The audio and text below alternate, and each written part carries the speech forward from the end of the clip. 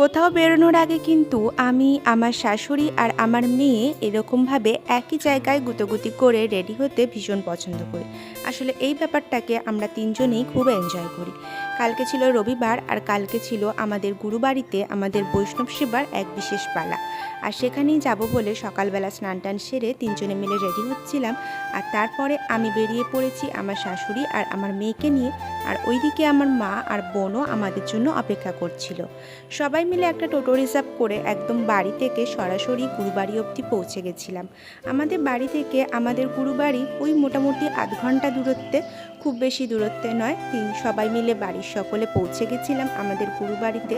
আর সেখানে কিন্তু আমাদের বাড়ির আরও সবাই, মানে আমার সমস্ত জেঠুরা, জেঠিমারা, আমার আরও দিদি, জামাইবাবু প্রত্যেকেই আমাদের বাড়ির অপেক্ষা করছিল। কারণ আমরা বাড়ির অধিকাংশ মানুষই কিন্তু একই গুরুর দীক্ষিত। আর সেই জন্য সবাই মিলে কালকে চলে গেছিলাম আমাদের নিজেদের গুরুবাড়িতে। গুরুবাড়িতে পৌঁছেই প্রথমে আগে গুরুকে প্রণাম করে নিই, আর তারপরে সেখানে আরতি চলছিল। কারণ ভোগ দেওয়া হবে, ভোগ দেওয়ার আগে ভোগের আরতি হয়। সেখানে সবাই মিলে বসে হরিনাম জপ করা, ভোগের আরতি দর্শন করা, এ যেন এক আলাদাই শান্তি। গুরুবাড়ির কাছাকাছি হওয়ার সুবাদে মাঝে মধ্যেই চেষ্টা করি সেখানে যাওয়ার। আসলে গুরু সঙ্গে থাকলে আর কোনো কিছুই লাগে না। তারপরে ওখানে ভোগ আরতি দর্শন করার পরে ভোগের জন্য সবাই মিলে এখানে বসে অপেক্ষা করছিলাম।